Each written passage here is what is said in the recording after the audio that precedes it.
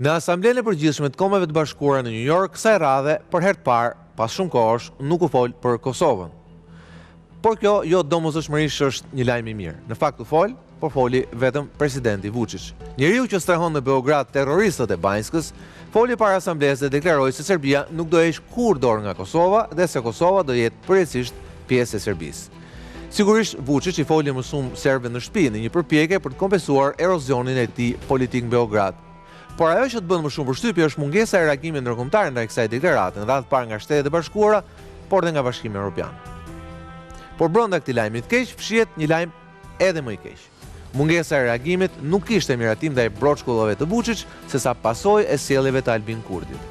Perëndimi i ka prerë urat e komunikimit me kryeministin kosovar, ndërsa Washingtoni spaku e ka thënë edhe më troç, se do donin një tjetër partner në Prishtinë. Por për ndërkombëtarët dhe për më shumë për europianët që u investuan shumë të Albin Kurti si një kontrapedal ndaj planeve të Washingtonit për një marrëveshje sui generis paqe mes Prishtinës dhe Beogradit, ka një lajm të keq brenda këtij lajmi të keq. Albin Kurti, që ata arritën vetë, tani është i gatshëm përballet edhe me ta, pasi Albin Kurti e mbështesin mbi 40% e votuesve në Kosovë dhe mbi 60% e kosovarëve që jetojnë jashtë, të cilët shohin tek ai një politikan agresiv, hakmarrës, që shfaqet si mbrojtës i dinjitetit të nënpërkombur kombëtar të adheut të tyre për shekuj me radhë. Sigurisht nuk është tamam kështu. Albin Kurti është thjesht një kafshë politike që përdor mbështetjen elektorale për të realizuar projektin e tij të madh që për fat keq nuk është bashkimi i Shqipërisë me Kosovën apo me trevat etnike tona në Maqedoninë e Veriut. Përkundrazi, është përdorimi i të gjithë tyre bashkë për të sjellë atë në fronin e madh që dikur e ka mbajtur vetëm Skënderbeu. Albin Kurti kërkon të jetë lideri suprem i shqiptarëve, për fat keq me çfarë lloj Kosoje dhe me Kosovën e parë, të cilën po e paguan Kosova vetë. Kosova sot është një kaos politik dhe institucional, pa qeveri dhe pa kuvend gati një vit pas zgjedhjeve. Të qëllimshëm krijuar prej Kurtit, thonë amerikanët. Kosova sot po vën dyshim institucionet e saj, pasi kryeministri dhe presidentja sulmuan hapur gjykatën kushtetuese të vendit. Kosova sot po hyn në zgjedhje lokale, ku Prishtina do të detyrohet të bëjë hapa pas dhe të pranojë rikthimin e imponuar të serbëve në komunat Beri, pas një krize gati 3 vjeçare që jo vetëm nuk solli shtim sovranitetit qeverisë qendrore atje, por u bë shtratë dhe për krijimin e incidenteve, përplasjeve dhe duke i vënë Prishtinës zyrtare të vetme njollë që ajo nuk duhet ta kishte kurrë, ato të persekutimit të pakisave etnike, thonë amerikanët.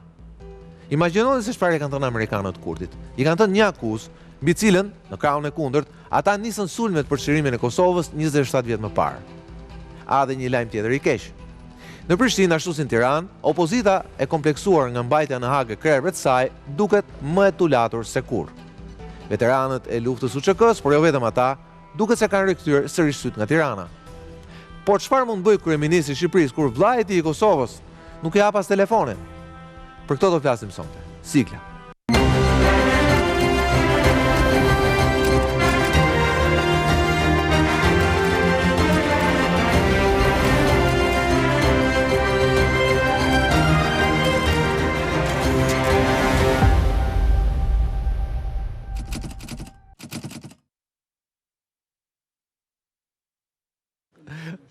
Mirëmbrëma dhe mirë se vini në Real Story. Me mua sonte në program janë profesor Pascal Milo, ish ministri i punëve të jashtme, pikërisht gjatë krizës Kosovës, vitet në 98-99, profesor mirëmbrëma. Mirëmbrëma. Skënder Minxhozi, kolegu im, por diplomat në atë kohë, pikërisht në këtë periudhë pranë ministrisë së jashtme, mirëmbrëma Skënder.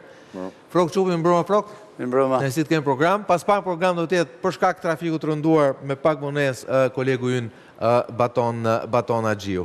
Megjithatë do t'i marrim me radhë, profesor, si u arrit në këtë pikë? Realisht ishte shqetësues fakti që në OKB për Kosovën foli vetëm Vučić dhe nuk pati bërë një deklaratë skandaloze, jashtë kohe, qesharakët e diku, pasi ne e dimë që Kosova është në realitet që nuk kthehet pas. Megjithatë nuk pati asnjë reagim ndaj fjalës së tij. Për të ardhur keq është.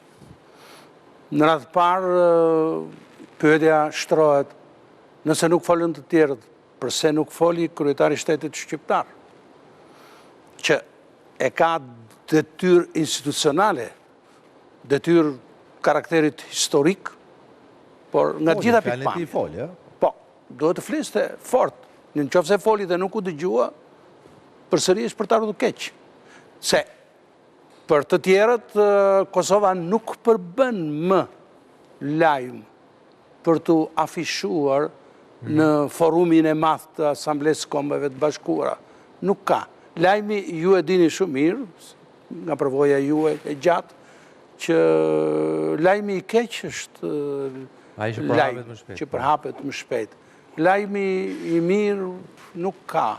Kështu që në këtë rast Kosova e ka arritur pikën e ngopjes dhe nuk tërheq vëmendje, vetëm po qese do ndodh në një krizë shumë më e madhe se që kemi, ose po të ndodh në një përleshje tjetër atje në veri të Kosovës, larg qoftë, nuk e duam, nuk e urojmë, vetëm atëherë Kosova mund të tërheqë vëmendje, sepse grindjet e brendshme në Kosovë, të klasës politike, ashtu siç kanë arritur deri tani, nuk tërheqin më vëmendje dhe Kosova për fat të keq, me aq sa e gjykoj unë nga distanca që i ndjek ngjarjet, po braktiset në fatin e vetë.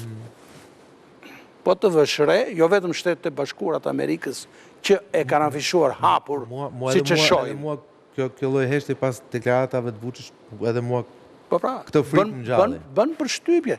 Pse? Edhe për një arsye tjetër, ne duhet ta pranojmë, nuk na pëlqen, po duhet ta pranojmë që Serbia e ka rritur potencialin e vet dhe vëmendja e ndërkombëtarëve e Shteteve të Bashkuara të Amerikës në radhë parë ndaj Serbisë është rritur. Ndërkohë që është zvogëluar vëmendja ndaj Kosovës, është rritur vëmendja ndaj Serbisë. Pse? Serbia është një vend që ka në llogarit perëndimore ka më tepër peshë, ka më tepër rol. Tërheq më shumë vëmendjen edhe në projektin strategjik që ka për Ballkanin perëndimor.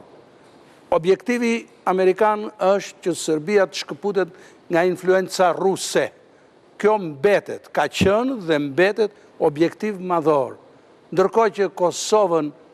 Shenja nuk janë kështu, pam Vučić që shkon tek parakalimi i ushtrisë Po pra nuk janë, jo.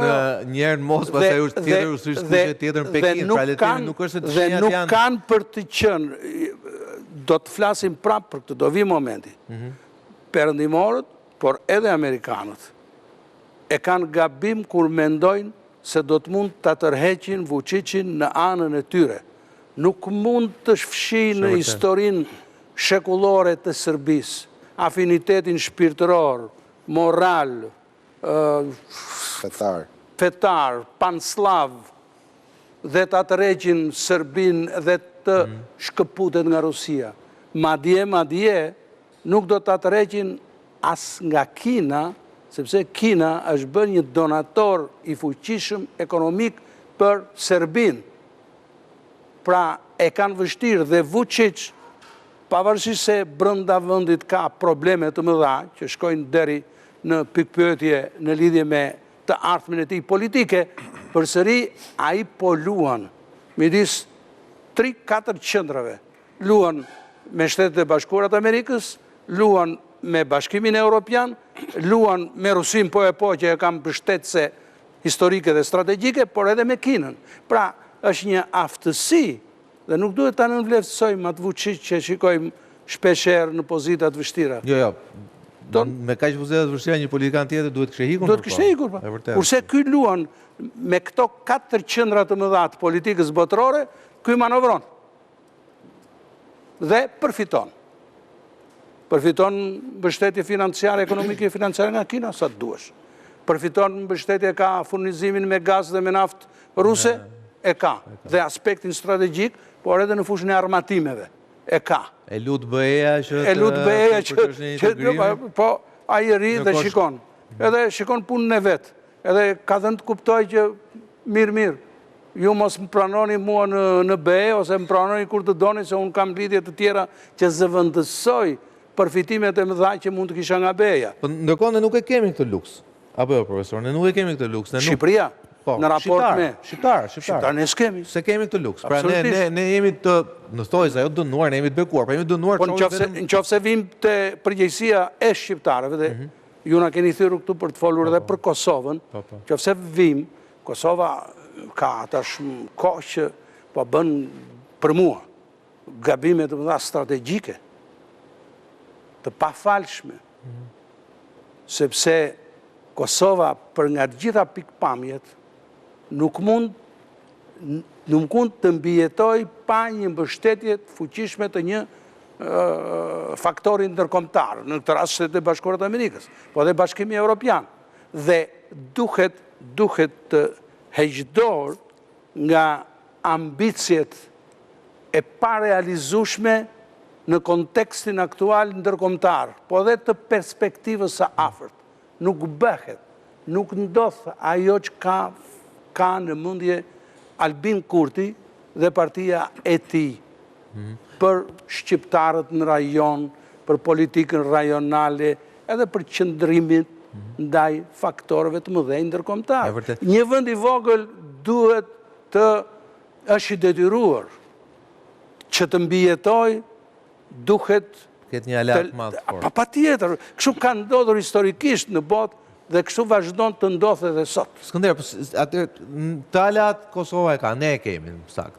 Sigurisht Kosova e ka provuar, kur i thonë, më fort në shekullin e fundit. Pra, si ka mundësi që një aleancë e tillë, e cila të ofron ekzistencën si shtet, mbështetjen për ngritje institucione shtetërore, të ofron njohje ndërkombëtare, ka instaluar një bazë nga më të mëdhajat në rajon, siç është ajo e Bonstilit. Ti e merr dhe temi e godet vetë me shkel. Sogol, e theti në thetin editorial që ishte mjaft i ashpër me Kurtin, e tha dhe profesor... Unë e korrigjoj nëse kam thënë diçka që është e pavërtetë.